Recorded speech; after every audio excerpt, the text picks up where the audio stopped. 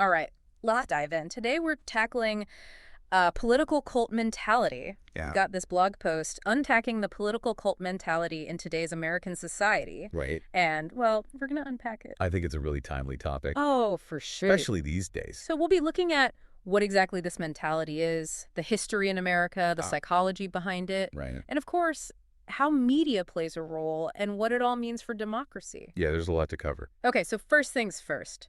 What does political cult mentality even mean? It is a really relevant question Mhm. because a lot of people think it's just disagreeing with someone. Yeah, just strong opinions. But it's actually more nuanced than that. Oh, okay. It's more about the beliefs and behaviors you see in political groups Okay. that kind of mirror traditional cult dynamics. Interesting. So think like unquestioning loyalty to a leader or demonizing people who disagree. Yeah, great. And really prioritizing the group's identity over their own individual critical thinking. So it's more about the group dynamic than just having a strong opinion. Exactly. Okay. So, imagine you're in a group, and if you question the leader, Right. it's seen as betrayal, Yeah. or if any facts that don't fit the group's narrative are totally dismissed. I see. Those are some warning signs. Yeah, definitely. But we're not labeling any specific political group as a cult here, right? No, not at all. Okay, good. It's more about recognizing those dynamics Right. because these things have always been around. Oh, I'm sure. I was just thinking, weren't there some early religious groups in America that also had strong political views? Oh, yeah, for sure. You had groups like the Shakers back in the 18th century. Shakers, wow. They practiced communal living, but they also held very specific political views, especially on social reform. So even way back then, religious beliefs and politics were all mixed up. Very much so, yeah. Fascinating. And I bet there are tons more examples throughout history, right? Oh, absolutely.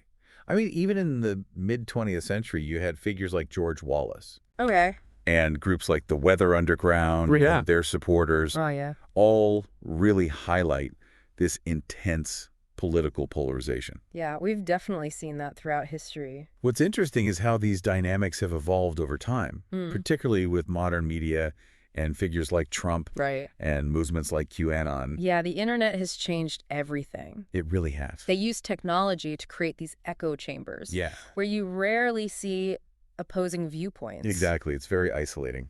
Okay, so speaking of echo chambers, let's talk about the psychology behind all of this. Mm-hmm. Why are people drawn to these types of groups? Well, it's definitely more than just finding people who agree with you. It can't be that simple, right? No, there's actually this concept called cognitive dissonance. Cognitive dissonance, yeah, I've heard of that. Yeah, it's basically that feeling of discomfort when you have two beliefs that clash. Like when your brain is fighting itself. Yeah, pretty much. Yeah.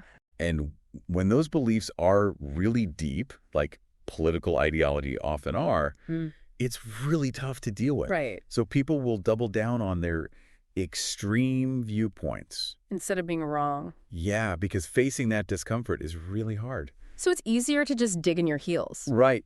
Exactly. Okay, that makes a lot of sense. It's like when you've always believed something Right. and then you find evidence that contradicts it, Yeah. it's so much easier to cling to your old belief. Then to admit you were wrong. Exactly. Wow, so if you're surrounded by people reinforcing those beliefs, it would be even harder to break free, right? It's like being in your own little bubble. Yeah, exactly. And isn't there something about groupthink, too, that plays a role in all of this? Oh, absolutely. That desire for harmony within a group can be really, really strong. Yeah. And people might actually suppress their own doubts. Well, yeah. Or like dissenting opinions, even if they know something's wrong, just to fit in. Just to keep the peace. Right. It's kind of scary. Yeah, because it can lead to some bad decisions, when critical thinking gets pushed aside just to keep everyone happy. So it's about fitting in, not necessarily about what's right or wrong. Yeah. Wow.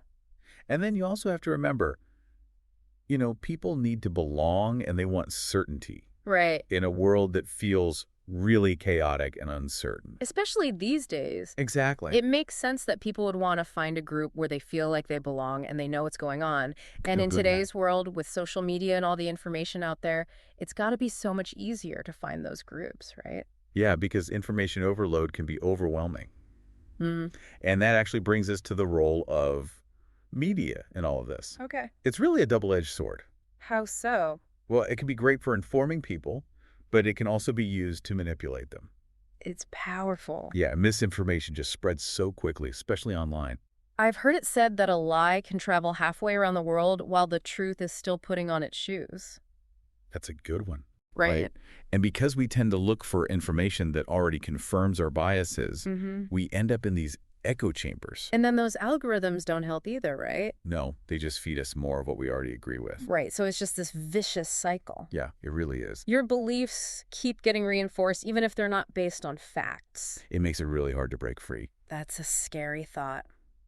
So, how do we stay informed and make good choices when there's so much information out there, but it's not always accurate? That is the question, isn't it? Right.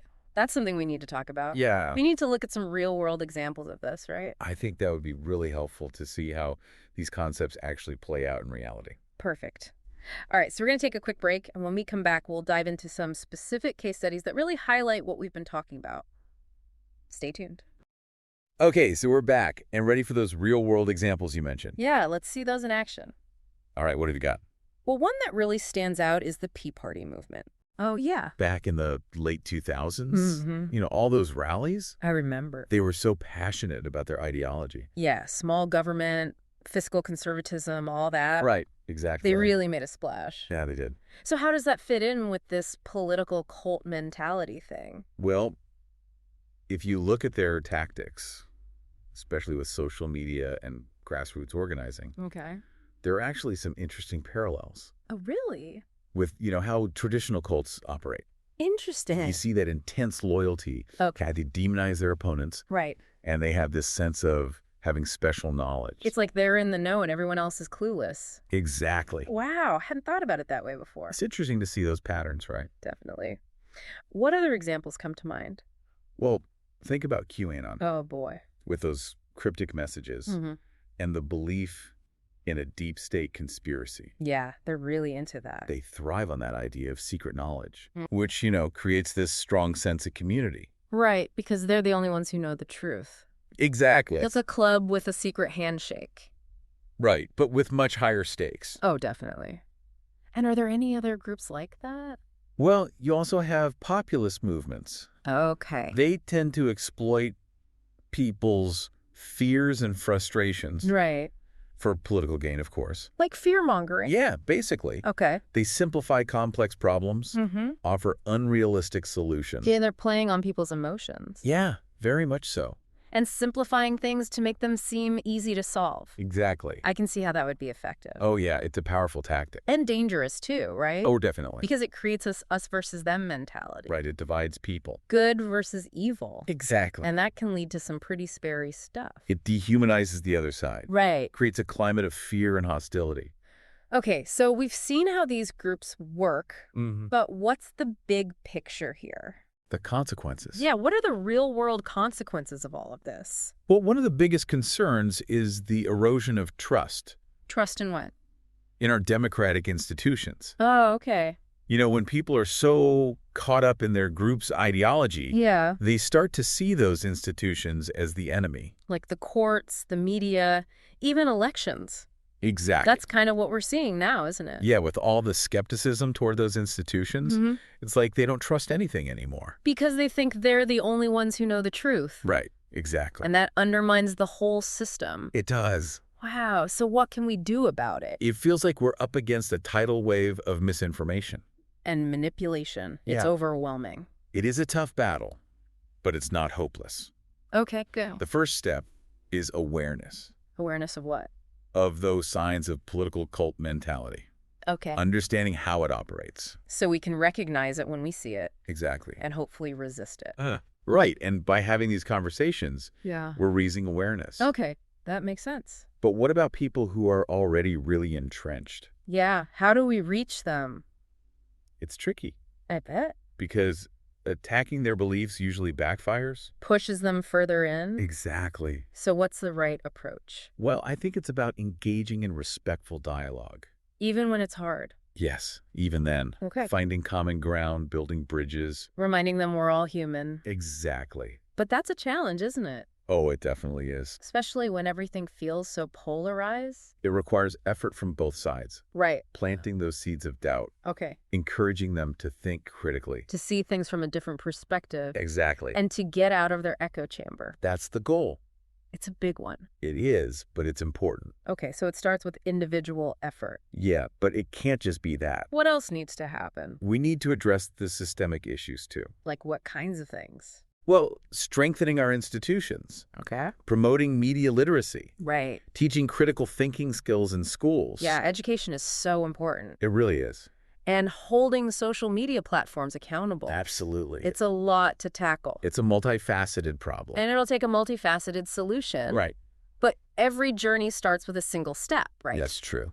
Okay, so we've uncovered some pretty unsettling stuff We have. about the state of our democracy But understanding the problem is the first step. to solving it. Exactly. And these conversations are part of the solution. They are.